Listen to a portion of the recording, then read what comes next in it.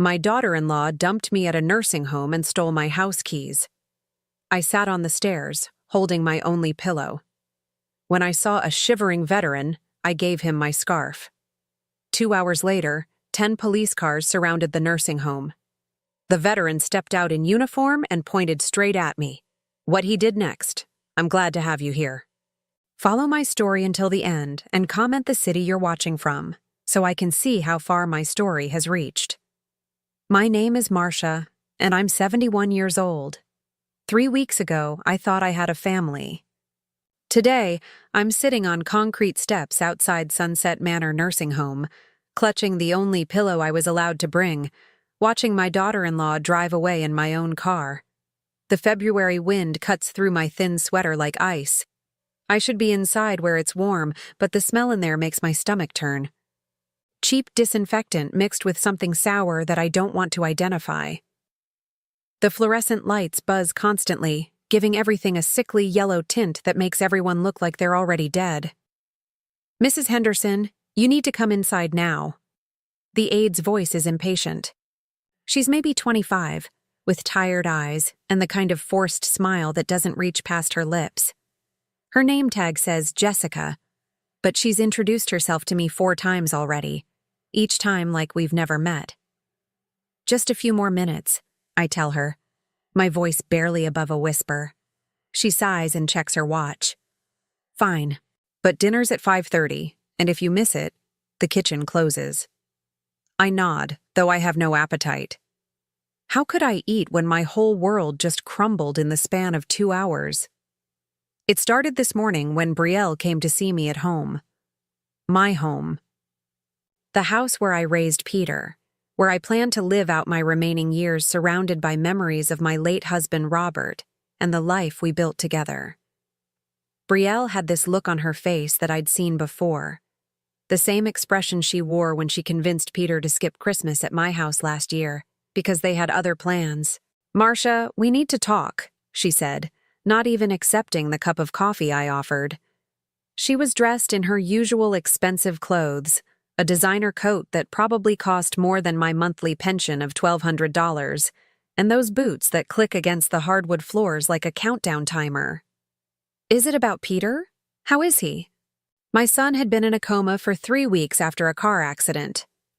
The doctor said his brain swelling was going down, that there were good signs, but Brielle had been controlling who could visit. I'd only seen him twice. That's what I want to discuss. She sat down at my kitchen table, the same table where I used to help Peter with his homework, where we celebrated his high school graduation, where Robert and I shared our last breakfast together before the cancer took him.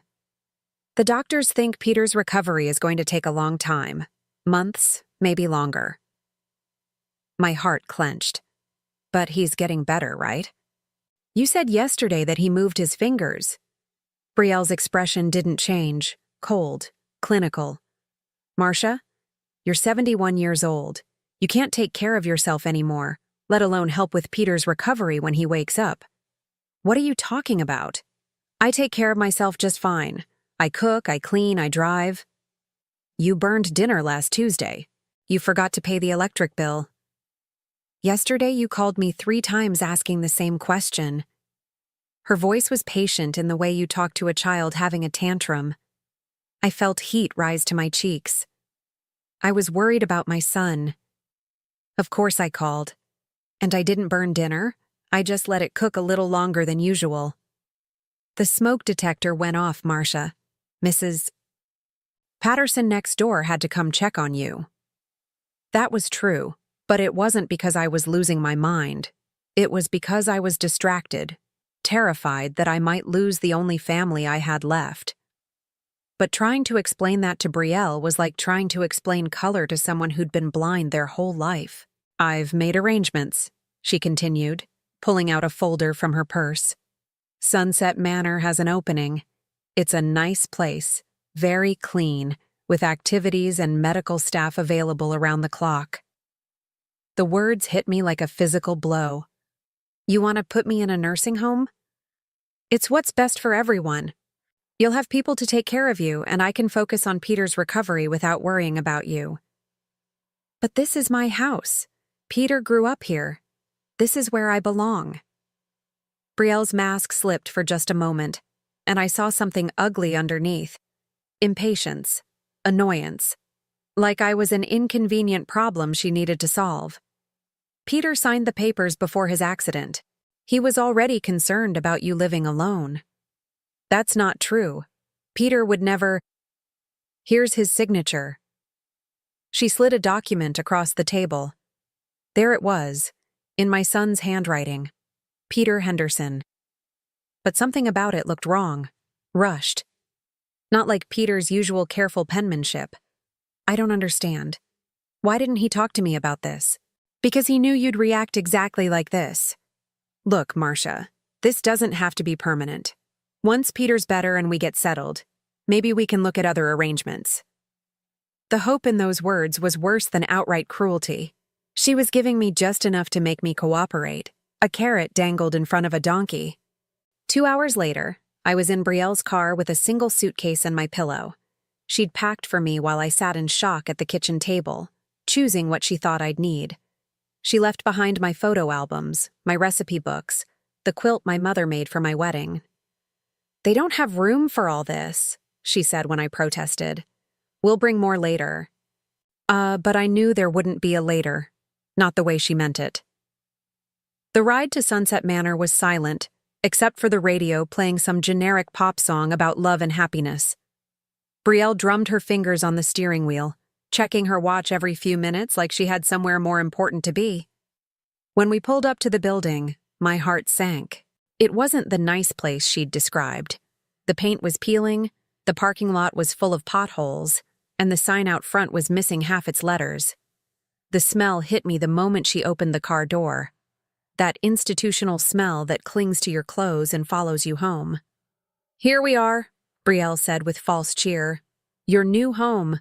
The check-in process was a blur of paperwork and condescending smiles.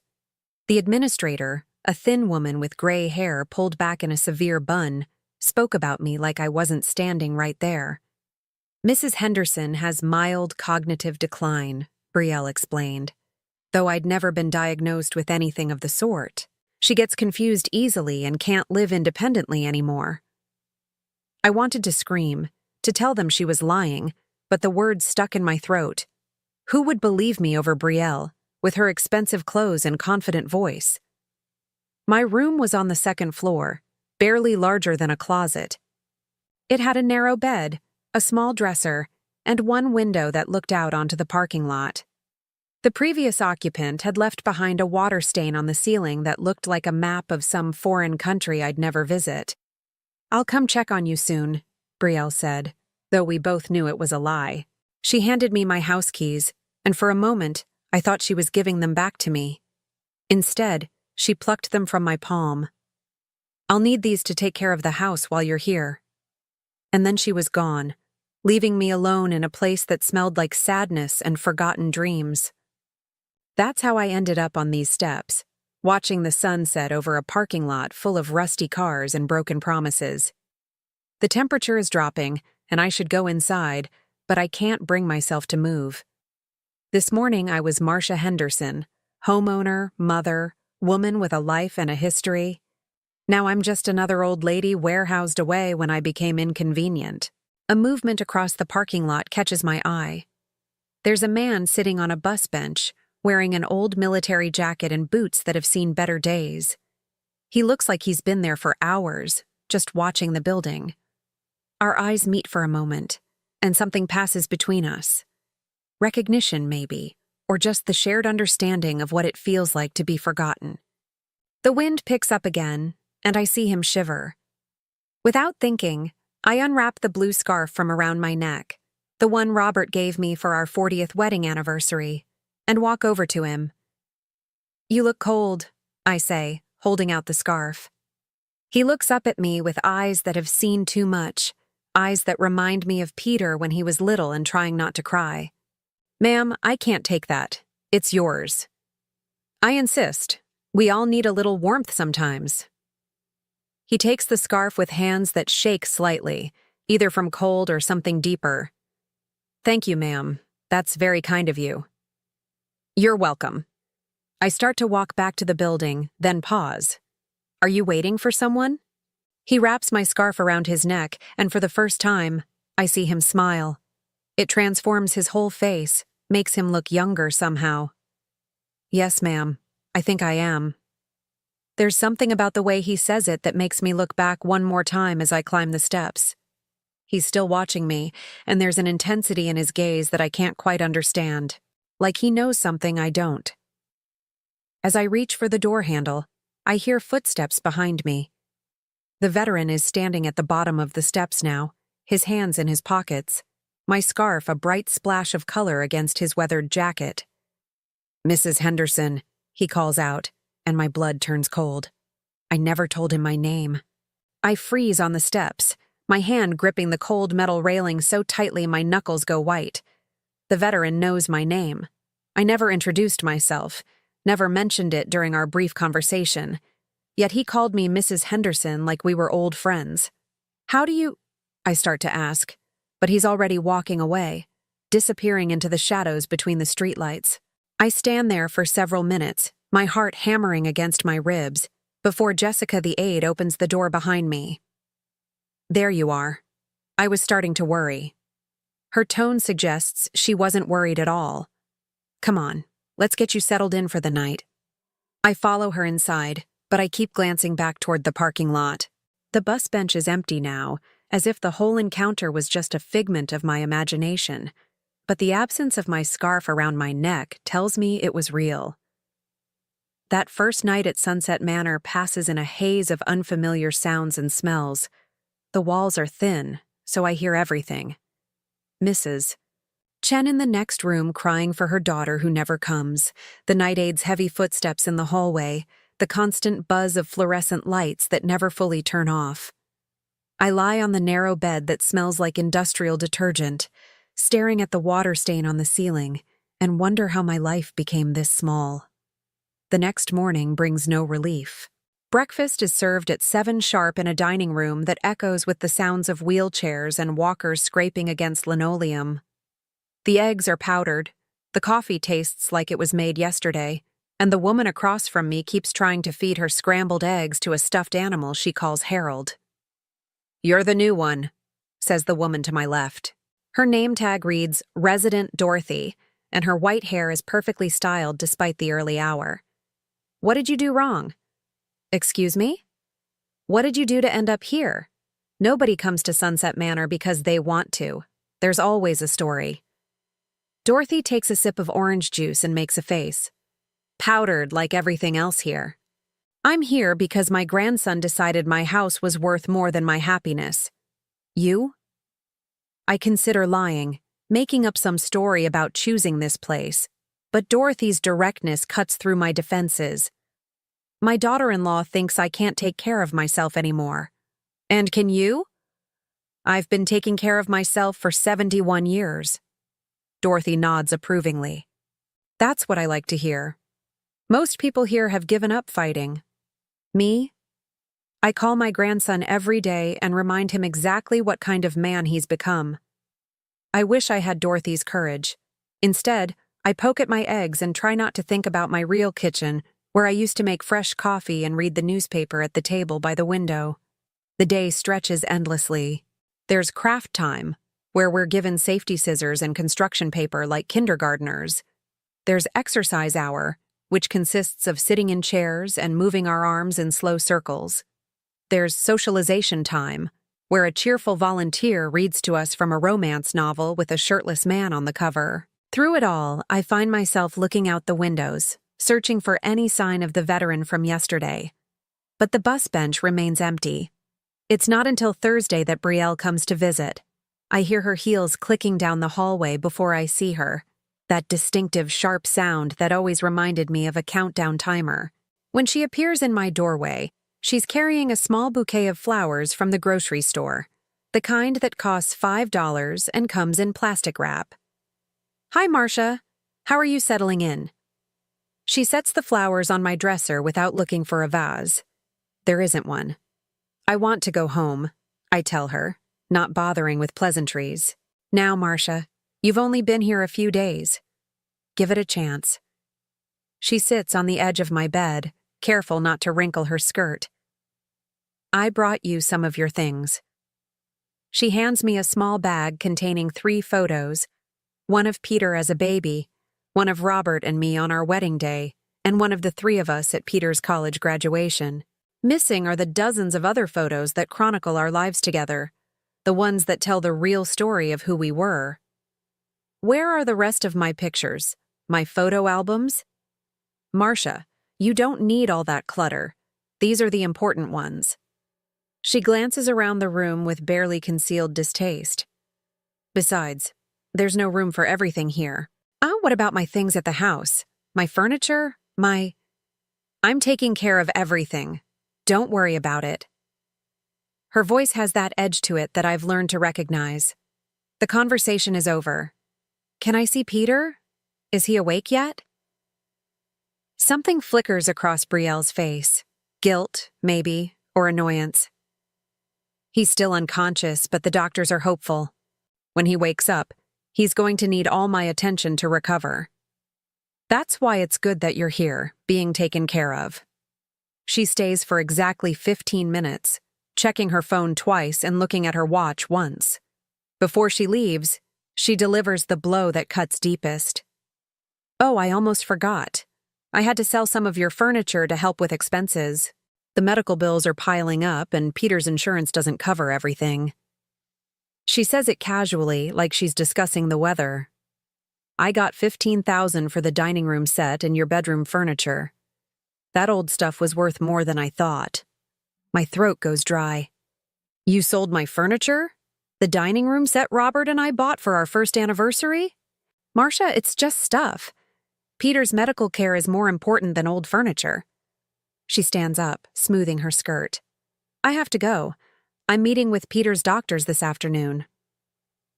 After she leaves, I sit on my narrow bed and stare at the 3 photos she brought me. The dining room set she sold was where we ate every family meal for 45 years. The bedroom furniture was where Robert and I spent our last nights together before cancer took him.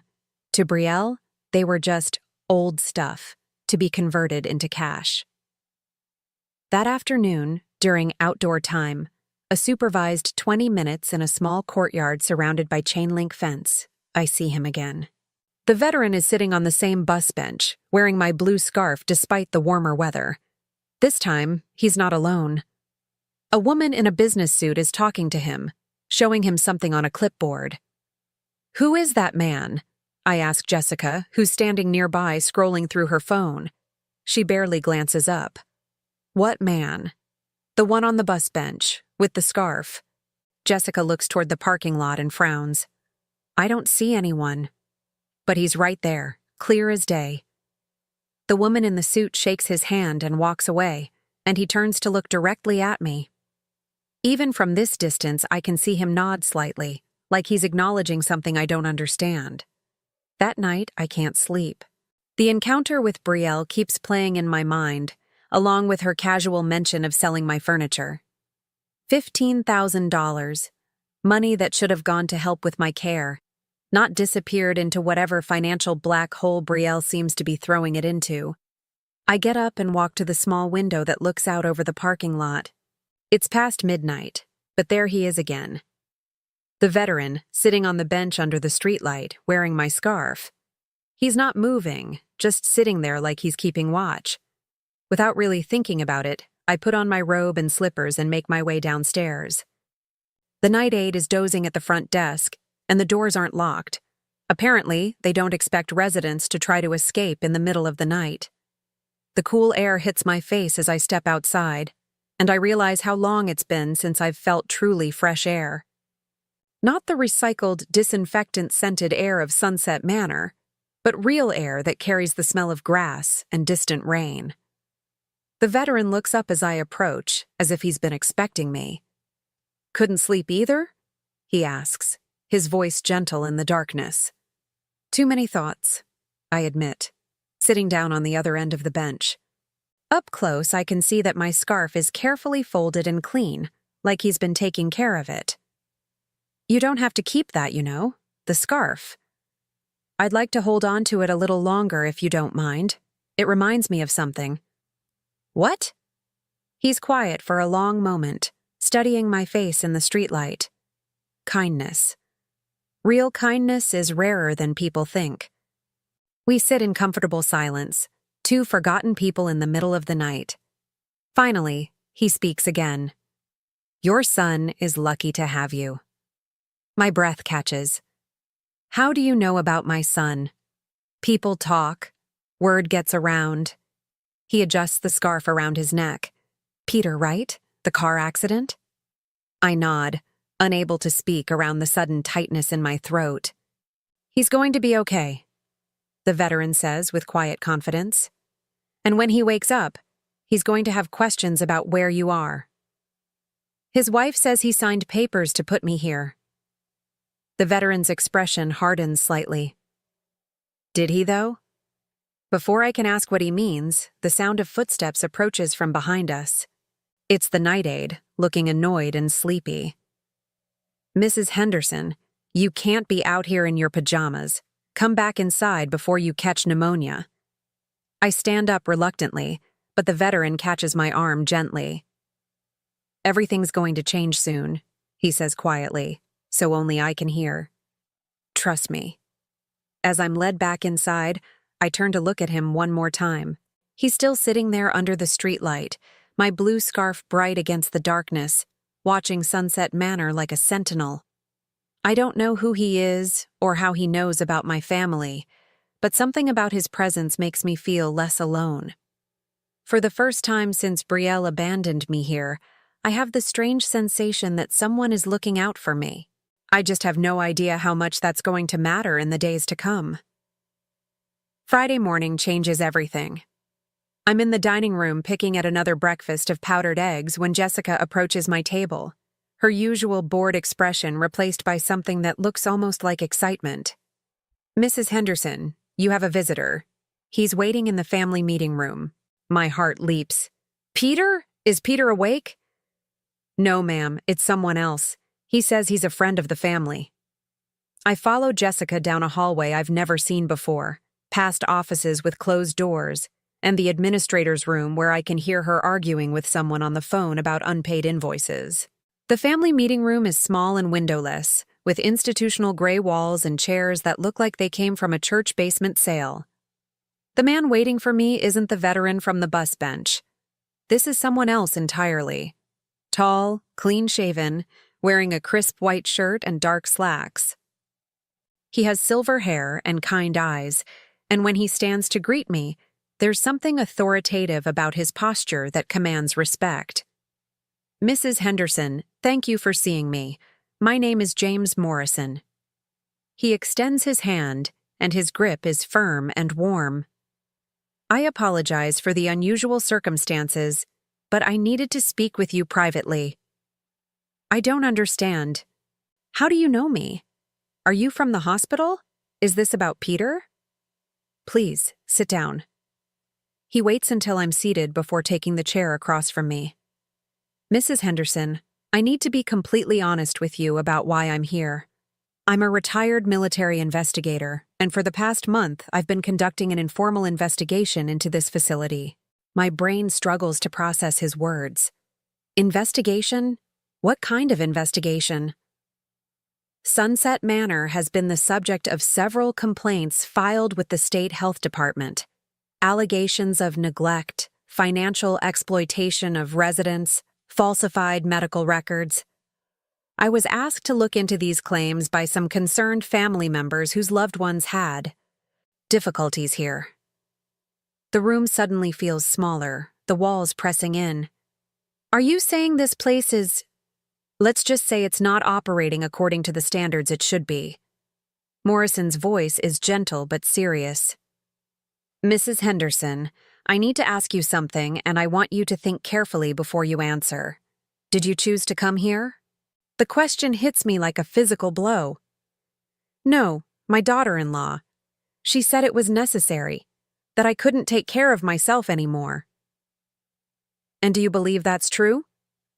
I was taking care of myself just fine until 3 days ago.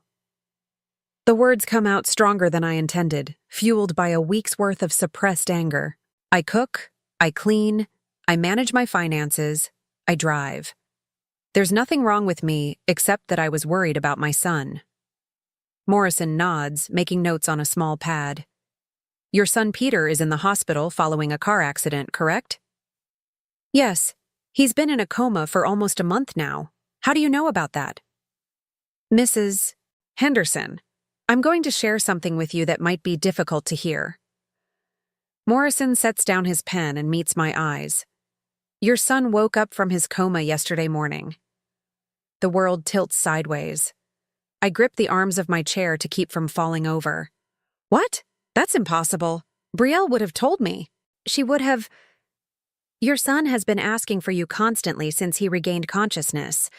The hospital staff tells me he's been increasingly agitated because no one will tell him where you are. But Brielle said. My voice trails off as the implications hit me. She lied. She's been lying this whole time. I'm afraid it gets worse. Morrison pulls out a folder from a briefcase I hadn't noticed him carrying. Mrs. Henderson, do you remember signing any papers regarding your living arrangements? Brielle showed me something. She said Peter had signed papers before his accident, that he was worried about me living alone. But I never signed anything myself. Morrison slides a document across the table. This is a copy of the admission paperwork for this facility. There's a signature here that's supposed to be yours, giving consent for your placement here. I stare at the paper, at the signature that looks nothing like my handwriting.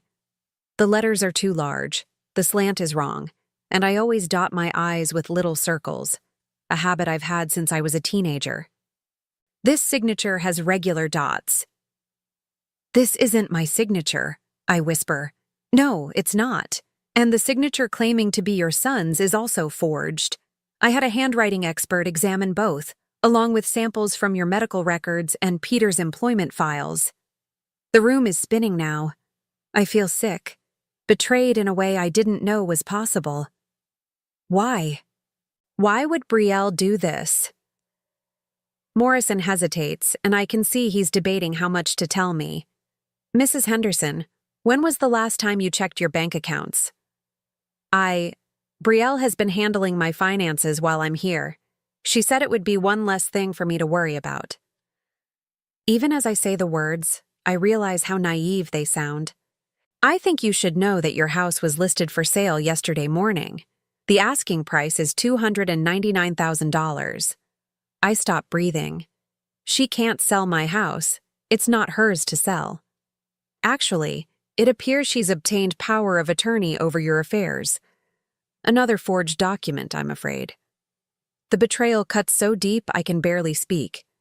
My house, the home I shared with Robert, where I raised Peter, where every room holds memories of the life we built together, is being sold out from under me while I sit in this place like a discarded piece of furniture. There's more, Morrison continues, his voice gentle but relentless. The $15,000 from your furniture sale? It never went toward medical bills. Your son's insurance has covered everything related to his treatment. The money went into an account that only your daughter-in-law has access to. I think about the dining room set where Peter took his first steps, holding on to the table legs while Robert and I cheered him on. The bedroom furniture where I held my husband's hand as he took his last breath. All of it reduced to cash in Brielle's pocket. I don't understand, I say, though part of me is beginning to understand all too well. If Peter is awake, if he's looking for me, why hasn't he come here? Because your daughter-in-law told him you chose to move to an assisted living facility. She said you felt overwhelmed caring for yourself and wanted professional help. She made it sound like your decision. The complete picture of Brielle's deception is becoming clear, and it takes my breath away. She's isolated me from Peter while he was unconscious, then lied to both of us to keep us apart. She's stolen my money, forged legal documents, and is selling my home while I sit in this awful place believing I have nowhere else to go. How do you know all this? I ask. Why are you investigating Brielle specifically? Morrison is quiet for a long moment. Then he reaches into his jacket pocket and pulls out something that makes my heart stop. It's my blue scarf, the one I gave to the veteran on the bus bench. Mrs. Henderson, I need to come clean about something else. That man you met outside, the veteran you gave your scarf to, that was me. I stare at him, trying to reconcile this well-dressed, authoritative man with the shabby figure who'd been sitting on the bus bench for days. I don't understand. I've been watching this place for 3 weeks, documenting the comings and goings, the treatment of residents, the condition of the facility. I was undercover, trying to gather evidence, when you offered me your scarf. He pauses, and for the first time since he introduced himself, his professional composure cracks slightly. When you offered kindness to someone you thought was a homeless veteran, someone most people would walk past without a second glance, I knew you were exactly the kind of person this investigation was meant to protect. So everything you told me the other night was true. Your son is going to have questions when he finds out where you really are, and everything is going to change soon. Morrison stands up, tucking the folder back into his briefcase. Mrs. Henderson, I need to ask you something important. If I could arrange for you to see your son, would you want that? More than anything in the world. And if I told you that we could stop your house from being sold, get your money back, and hold the people responsible for what happened to you accountable, would you be willing to help me make that happen? For the first time in a week, I feel something I'd almost forgotten. Hope. Not the false hope Brielle dangled in front of me with promises of maybe later, but real hope backed by action and evidence. What would I need to do? Morrison's smile is warm and reassuring. Just be yourself, Mrs. Henderson. Tell the truth. And trust that there are still people in this world who believe that what happened to you is wrong. As he prepares to leave, I have one more question. How did you know my name that first night? I never told you who I was. I'd been studying the admission records for this place. Your case stood out because of how quickly you were processed and how unusual it was for someone to be admitted without any prior medical evaluation or family consultation. When I saw you sitting on those steps, looking so lost and confused, I suspected you might be Marcia Henderson. And the scarf convinced you? The scarf told me everything I needed to know about your character. Morrison moves toward the door, then turns back. Mrs. Henderson, I want you to know that what you did that night, offering comfort to a stranger when you had every reason to focus only on your own problems, that act of kindness is what gave me the motivation to accelerate this investigation. You reminded me that there are people worth fighting for. After he leaves, I sit alone in the gray room for a long time, processing everything I've learned. Peter is awake. Peter is looking for me. Brielle has been lying to both of us, stealing from me, destroying my life piece by piece while I sat here believing I was a burden too heavy for my own family to bear. But now I know the truth, and Morrison is right. Everything is about to change. As I make my way back to my room, I pass Dorothy in the hallway. She takes one look at my face and grabs my arm. Something's happened, she says. It's not a question. My son is awake, I tell her, and he's been looking for me. Dorothy's eyes light up with something fierce and satisfied. I told you to keep fighting. Now what are you going to do about it? For the first time since this nightmare began, I know exactly what I'm going to do. I'm going to get my life back. And I'm going to make sure Brielle understands that she picked the wrong woman to destroy. I don't sleep that night. How could I? Every time I close my eyes, I see Peter in his hospital bed, confused and afraid, asking nurses where his mother has gone while Brielle feeds him lies about my choice to abandon him. By 6 a.m, I'm dressed and waiting by my window, watching the parking lot for any sign of Morrison's return. The bus bench sits empty under the gray dawn light, and I find myself missing the mysterious veteran who turned out to be my unlikely savior. Breakfast passes in a blur. Dorothy keeps shooting me meaningful looks across the dining room, but I can't bring myself to eat or make conversation. All I can think about is Peter, awake and alone, believing his mother chose to leave him when he needed her most. At 9:30, Jessica appears at my table again. Mrs. Henderson, you have another visitor. My heart pounds as I follow her down the hallway, hoping against hope that somehow Morrison has managed to bring Peter here. But when I enter the family meeting room, it's Brielle sitting at the table, looking perfectly put together in a cream-colored suit that probably costs more than my monthly pension. "Hello, Marcia." Her smile is as fake as everything else about her. "I thought I'd stop by to see how you're settling in." I take the chair across from her, studying her face with new eyes. How had I never noticed the coldness behind her practiced expressions? How had I missed the calculating way she measures every word before speaking? "I'm fine," I say carefully, remembering Morrison's advice to just be myself and tell the truth. "How's Peter?" Something flickers across her face. Guilt, maybe, or annoyance at being reminded of her lies. Still the same. "The doctors say it could be weeks before there's any change." The casual way she lies to my face makes my stomach turn. Peter has been awake for 2 days, asking for me, and she's sitting here telling me he's still unconscious like it's the most natural thing in the world. "I was hoping to visit him today," I say, watching her reaction. "Oh, Marcia, I don't think that's a good idea. The ICU has very strict rules about visitors, and with your condition, it might be too stressful for you." "My condition?" "Your confusion, your memory problems. The doctors here mentioned that you've been having some episodes." Brielle's voice is patient, condescending. "Yesterday you told one of the aides that a stranger was investigating this place. You said he was sitting outside watching the building." I keep my expression neutral, though my pulse quickens. How does she know about Morrison? Has someone at Sunset Manor been reporting back to her? "I did see someone outside," I say truthfully. "He was sitting on the bus bench." "Marcia, there's no bus stop near this building. The closest one is 6 blocks away." Brielle leans forward, her voice taking on the tone you'd use with a confused child. "This is exactly what I'm talking about. You're seeing things that aren't there, making up stories about investigations and strangers. It's all part of the progression." "Progression of what?" "Your dementia, sweetheart. It's getting worse." The word hits me like a slap. I don't have dementia.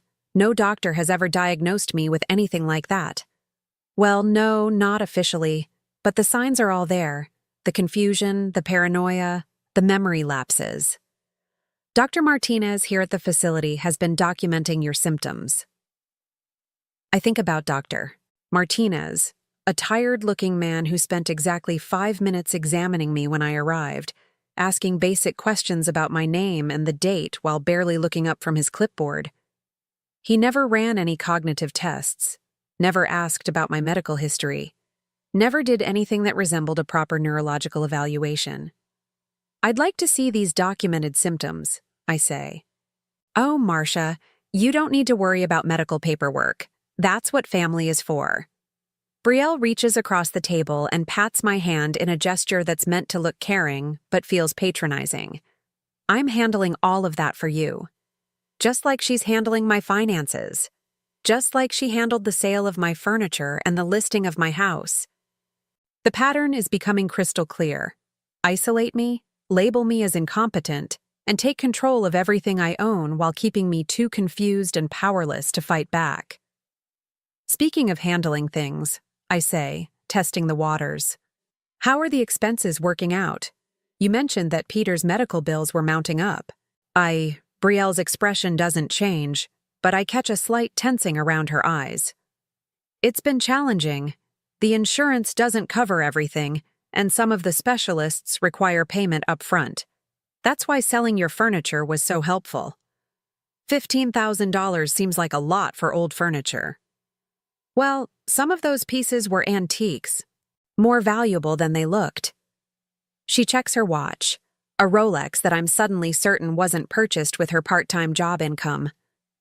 "I should probably get going. I want to stop by the hospital before visiting hours end." "Give Peter my love," I say, the words tasting bitter in my mouth. "Of course." Brielle stands, smoothing her skirt. "Oh, I almost forgot. I brought you something." She pulls a small bottle from her purse and sets it on the table. It's a prescription bottle with my name on it, filled with small white pills. Dr. Martinez prescribed these to help with your anxiety and confusion. The nurse will make sure you take them with your evening meal. I pick up the bottle and read the label. Haloperidol, a powerful antipsychotic medication often used to sedate agitated patients. The dosage is high, much higher than would typically be prescribed for someone my age without serious psychiatric symptoms.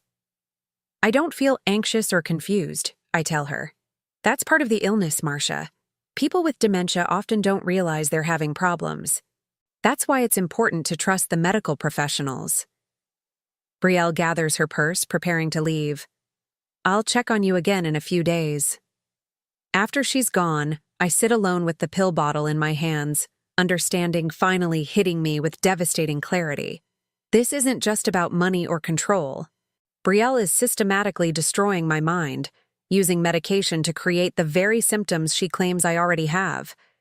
If she can make me genuinely confused and incoherent, her story about my mental decline becomes self-fulfilling. I slip the pills into my pocket. There's no way I'm taking medication prescribed by a doctor who spent 5 minutes evaluating me, especially not at the request of someone who's already proven she'll lie about anything to get what she wants. That afternoon, during outdoor time, I sit on the bench where I first met Morrison and wait. I don't have his phone number or any way to contact him, but somehow I know he'll come back. Men like him don't start investigations they don't intend to finish. I don't have to wait long. At 3:15, I see him walking across the parking lot, once again dressed as the shabby veteran, complete with military jacket and worn boots. But now that I know who he really is, I can see the authority in his bearing, the way his eyes constantly scan the environment, cataloging details. Mrs. Henderson. He sits down beside me, keeping his voice low. How are you holding up? Brielle came to see me this morning. She brought me these. I show him the pill bottle. Morrison takes it, studying the label with a deepening frown. Haloperidol. High dosage. This could knock out someone half your age, let alone a woman in her 70s. She said Dr. Martinez prescribed it for my anxiety and confusion.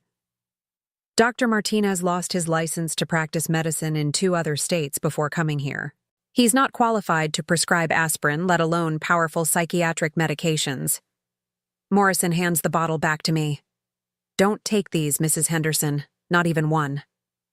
She also told me that Peter is still unconscious. She's planning to visit him this afternoon. Actually, she's not going to the hospital. We've been monitoring her movements since yesterday.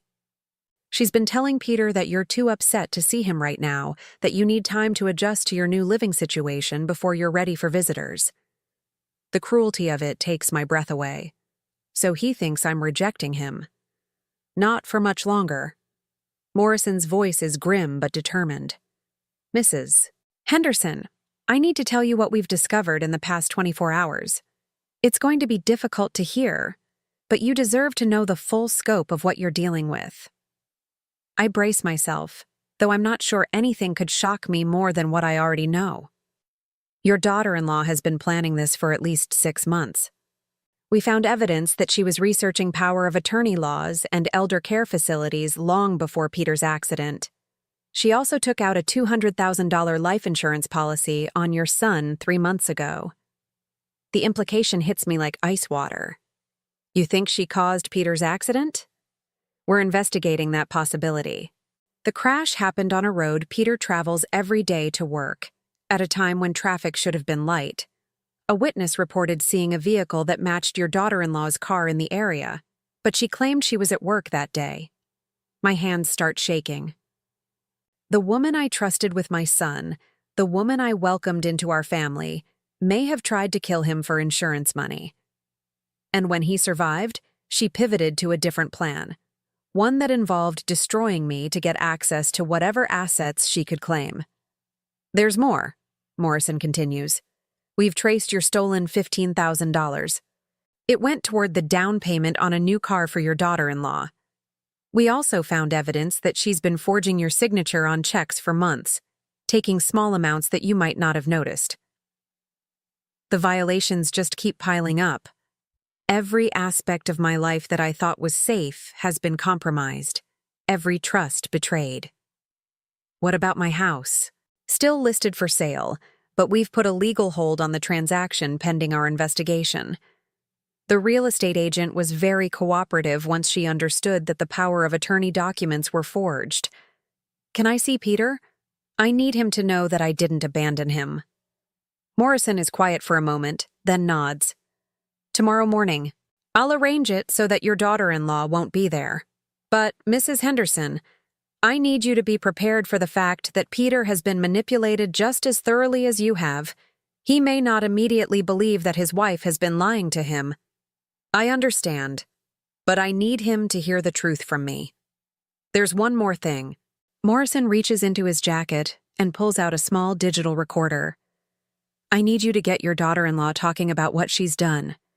If she brings up your medication, your mental state, anything about your living arrangements or finances, I need you to keep her talking and record the conversation.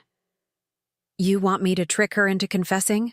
I want you to give her enough rope to hang herself with. People like your daughter-in-law are overconfident.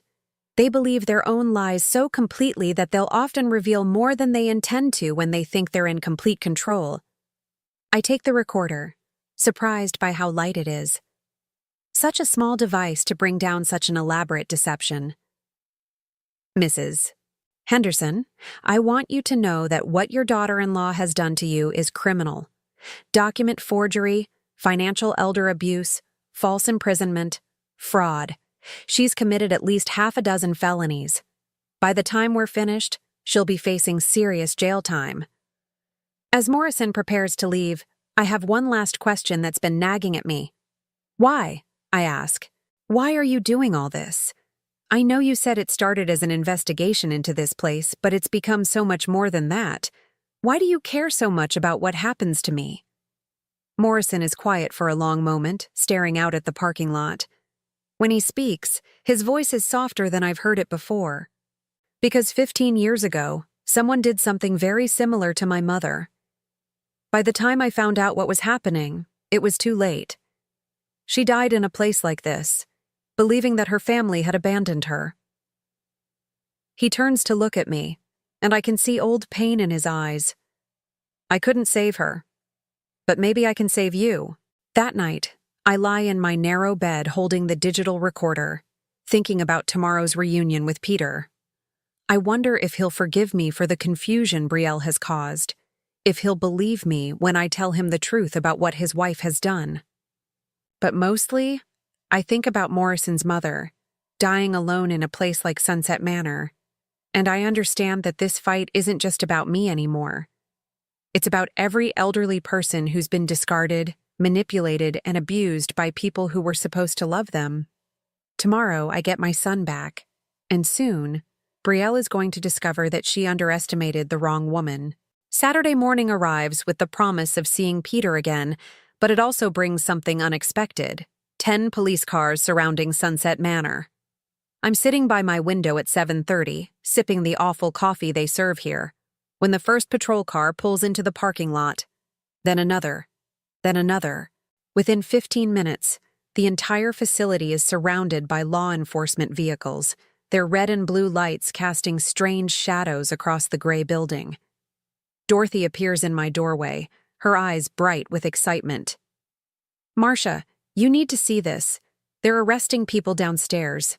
I follow her to the common room, where other residents have gathered at the windows to watch the commotion outside. Through the glass, I can see uniformed officers escorting people from the building in handcuffs. Dr. Martinez is among them, his usually confident demeanor replaced by panic as he's led to a police car. "What's happening?" asks Mrs. Chen, the woman whose daughter never visits. Before anyone can answer, Morrison appears in the doorway of the common room.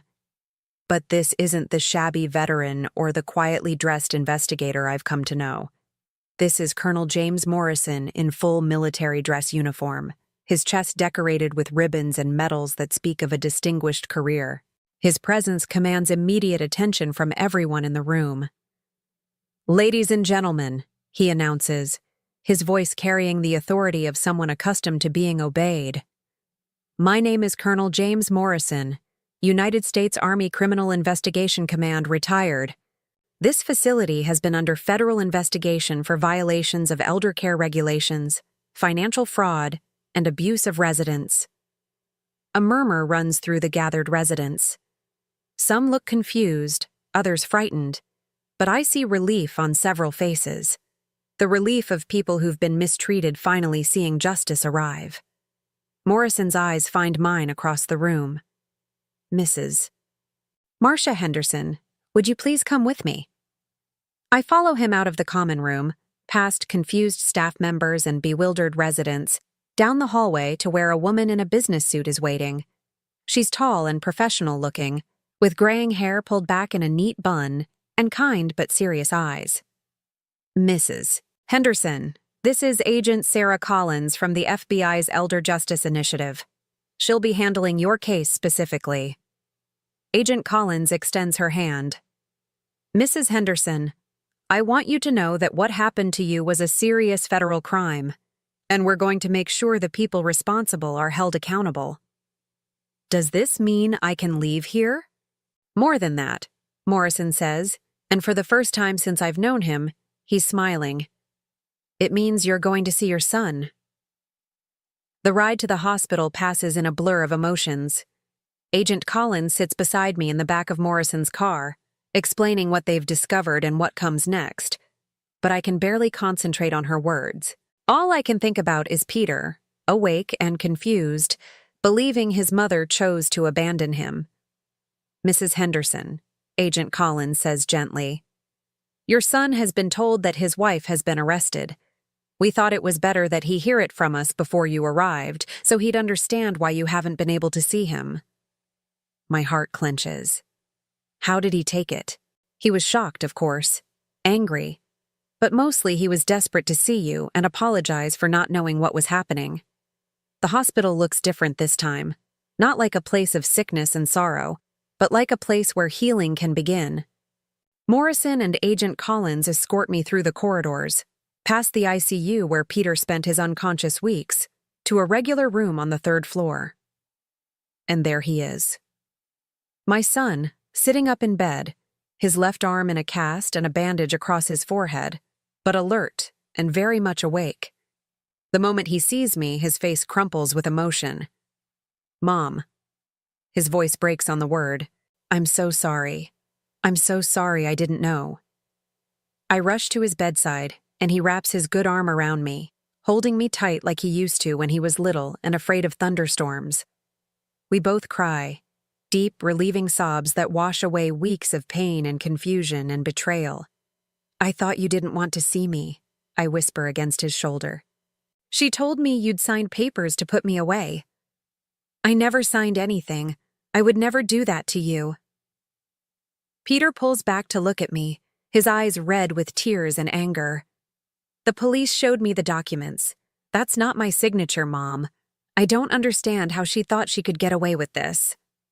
She almost did. I touch his face, needing to convince myself that he's real, that this moment is happening. If it weren't for Colonel Morrison, she would have. Peter looks over my shoulder to where Morrison is standing quietly near the door. Sir, I can never repay you for what you've done for my family. Morrison steps forward, his expression serious. You don't need to repay me, son. But I do need you to understand what your wife was planning. This wasn't just about money or control. We have evidence that she may have been responsible for your accident. Peter's face goes white. What are you saying? Agent Collins moves closer to the bed. We found evidence that your wife was in the area when your accident occurred, despite her claims that she was at work. We're also investigating the timing of a large life insurance policy she took out on you 3 months ago. I watch my son process this information, see the moment when understanding dawns and horror follows. The woman he married, the woman he trusted, may have tried to kill him for insurance money. And when that failed, she turned her attention to destroying me instead. She told me you were settling into the assisted living place, Peter says, his voice hollow with shock. She said you'd decided you needed more help than you could get at home. I believed her because— He stops, swallowing hard. Because it's what I wanted to believe. It was easier than thinking about how scared and confused you must have been. Peter, you were in a coma. There was nothing you could have done. But I should have made arrangements before the accident. I should have had legal documents in place, should have made sure you were protected if something happened to me. Instead, I left you vulnerable to someone I thought I could trust. Agent Collins pulls out a chair and sits down beside the bed. Mr. Henderson, your mother has shown remarkable courage throughout this ordeal. She gathered evidence that was crucial to our investigation, including this. She produces the digital recorder Morrison gave me, along with my phone.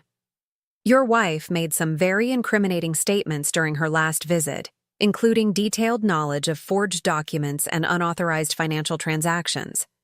Your mother recorded everything. I think back to yesterday's conversation with Brielle, how I'd managed to keep the recorder running in my pocket while she casually discussed my symptoms and the medication she wanted me to take. At the time, I'd been focused on gathering evidence, but now I realize what a risk I'd taken if she'd discovered what I was doing. What happens to her now? Peter asks. She's been charged with elder abuse, financial fraud, forgery, false imprisonment, and attempted murder, Agent Collins says matter-of-factly. She'll be held without bail while we continue our investigation. Given the evidence we have, she's looking at 15 to 20 years in federal prison. The room falls silent as we all absorb the magnitude of Brielle's crimes and their consequences.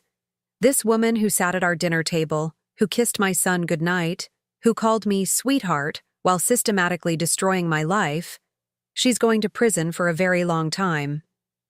What about Mom's house? Peter asks. Her money?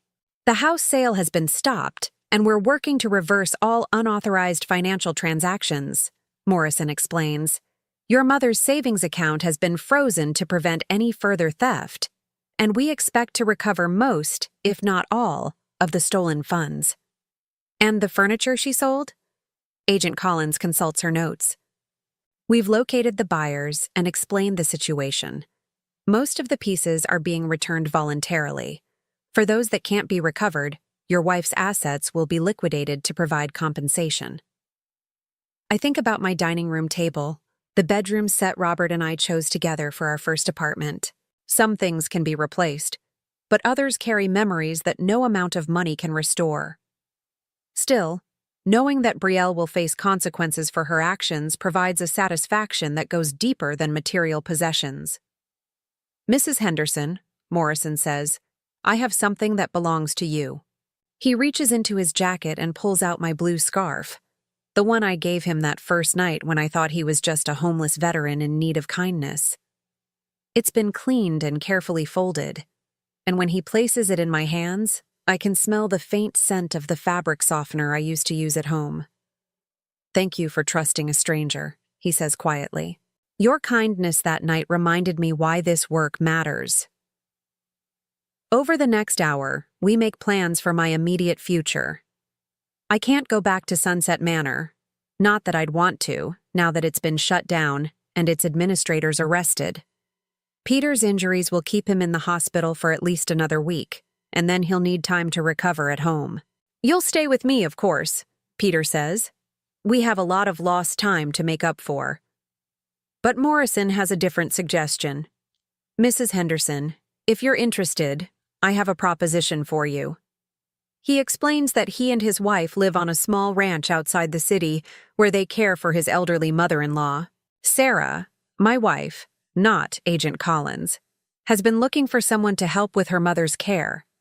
Someone with experience, patience, and genuine kindness.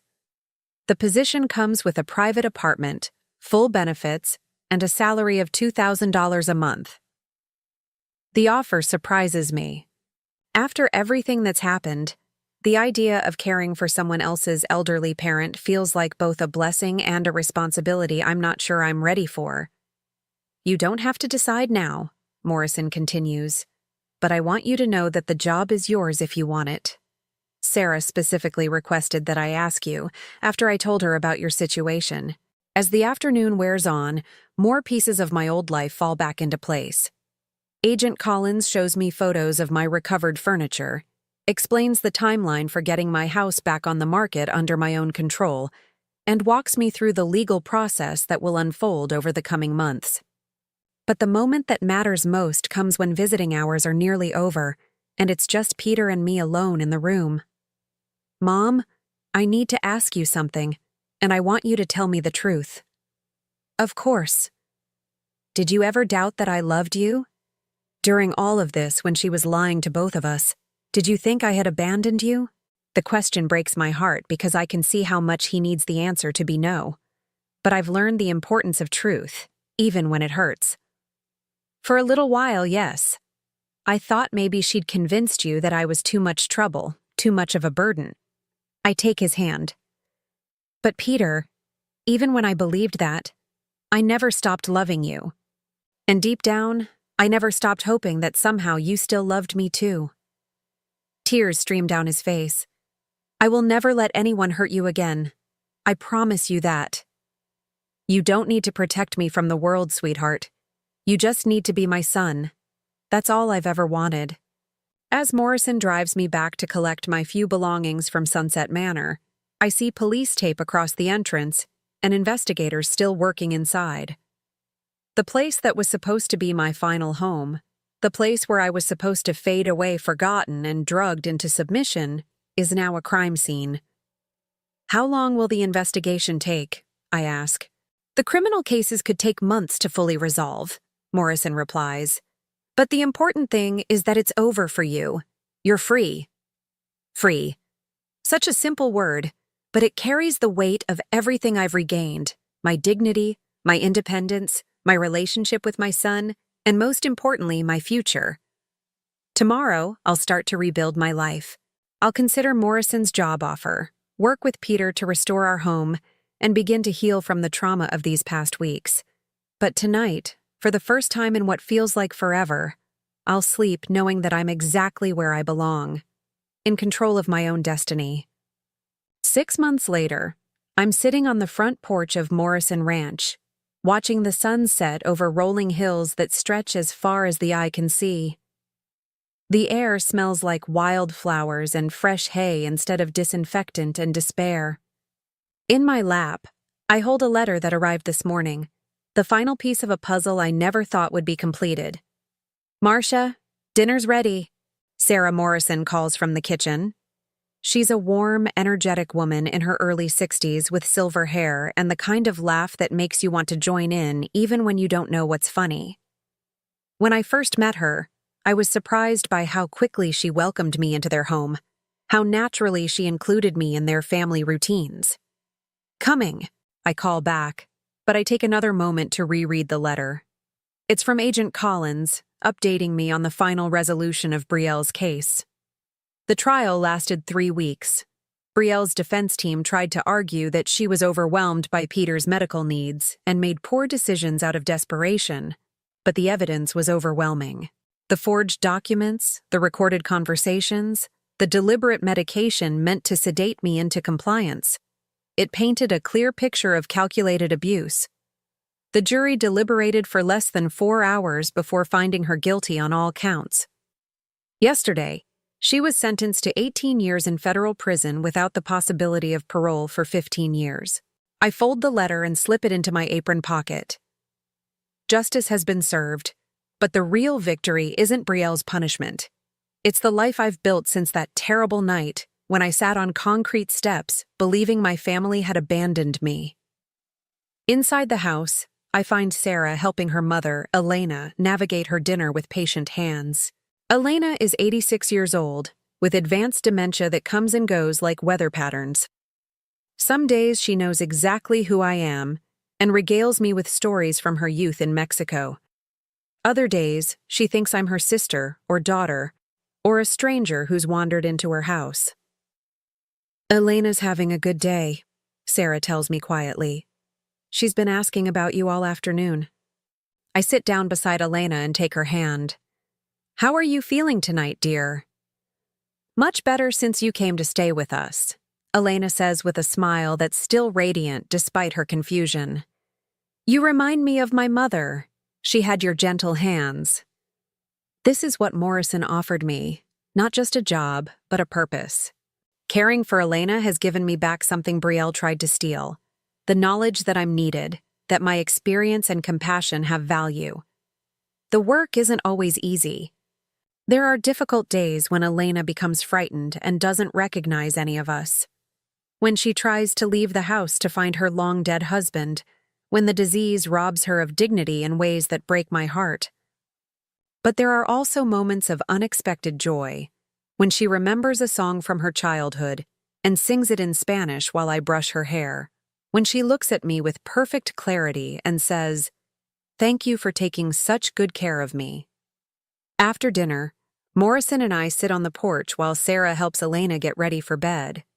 This has become our evening routine, a quiet time to talk about the day, to share stories, to simply enjoy the peace we've both earned. How was Peter's visit last weekend? Morrison asks, settling into his rocking chair with a cup of coffee. Wonderful. He's doing so much better. I smile, thinking about my son's progress over these past months. His physical therapy is going well, and he's seeing a counselor to help him process everything that happened. He asked me again about moving back home with him. And what did you tell him? The same thing I always tell him, that I love him, but I'm exactly where I need to be right now. It's true. When Morrison first offered me this position, I thought it might be temporary, a way station while I figured out my next steps. But living here has become more than just a job. It's become a new chapter in my life that I never expected, but desperately needed. Peter struggled with my decision at first. I think part of him wanted me to move back into my old house, to pretend that none of the trauma had ever happened. But I couldn't do that. Too much had changed, and I'd discovered that I didn't want to go backward. I wanted to move forward into something new and meaningful. He's still having trouble forgiving himself, I tell Morrison. He thinks he should have seen what Brielle was doing, should have protected me better. Guilt is a heavy burden to carry, Morrison says quietly. I should know. Over these months, Morrison has told me more about his own mother's story, how she was manipulated by a caregiver who isolated her from her family, convinced her that her son didn't want to see her anymore. By the time Morrison discovered what was happening, his mother had died alone and afraid, believing her family had abandoned her. But you've turned that pain into something powerful, I remind him. How many elderly people have you helped since then?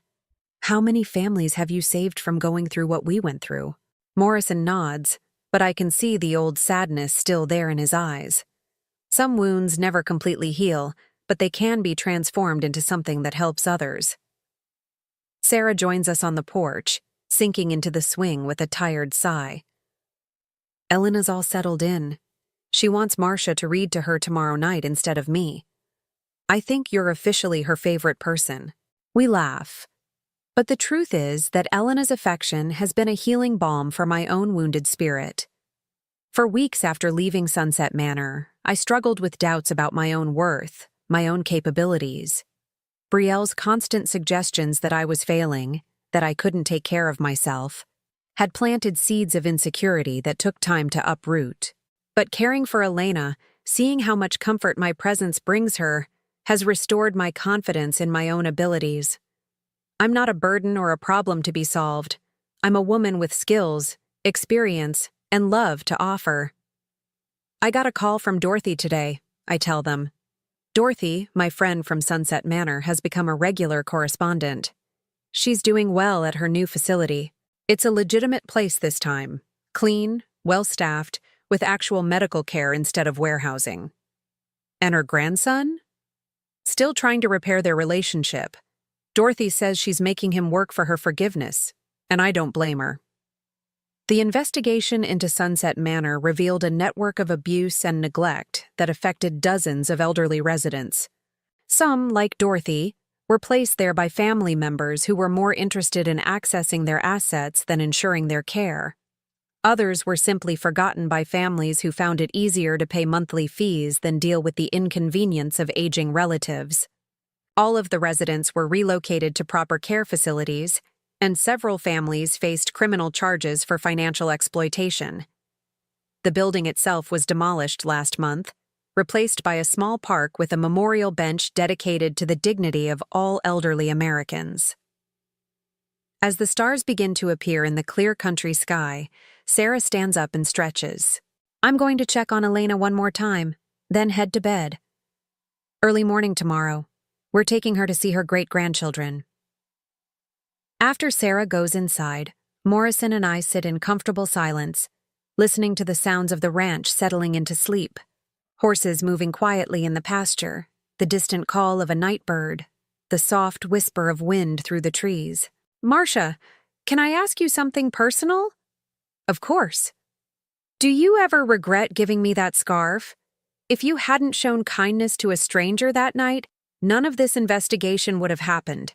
Your life might have been simpler. The question surprises me, but the answer comes immediately and without doubt. Never. Not for a single second. Even though it led to so much pain and upheaval?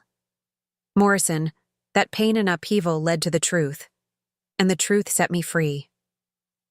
I adjust the blue scarf around my shoulders. Morrison returned it to me when I moved to the ranch, and I wear it often now as a reminder of that pivotal moment when a simple act of kindness changed everything. Besides, I continue, that night on the steps when I gave you this scarf, I wasn't thinking about consequences or investigations. I was just doing what felt right, offering comfort to someone who needed it. If I'd walked past you that night, if I'd kept my scarf and my distance, I would have lost something important about myself. What's that?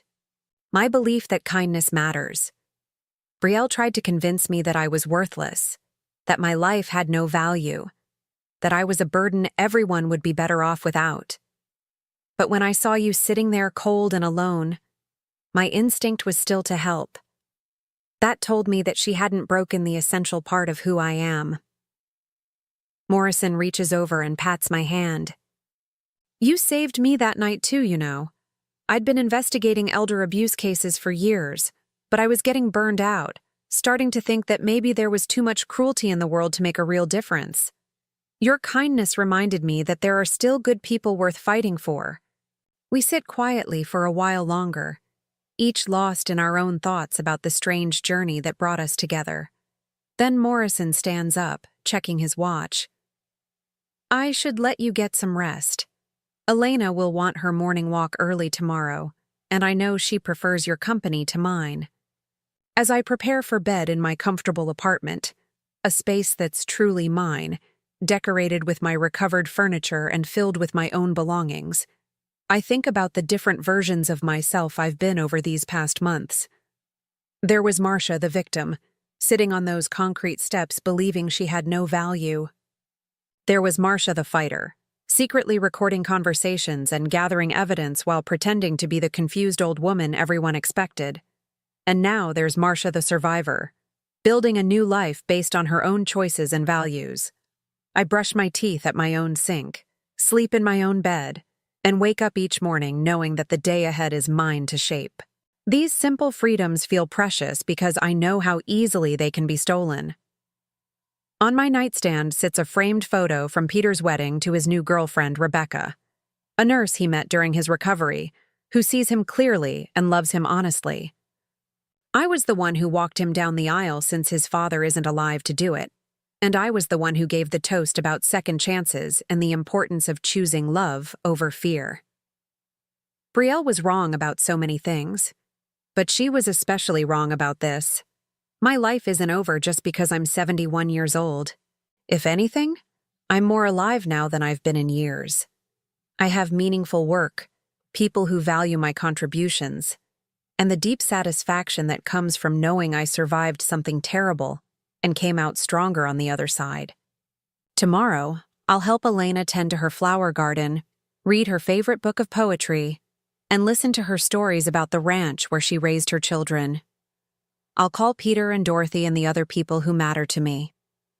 I'll live fully in the present while honoring the past that made me who I am.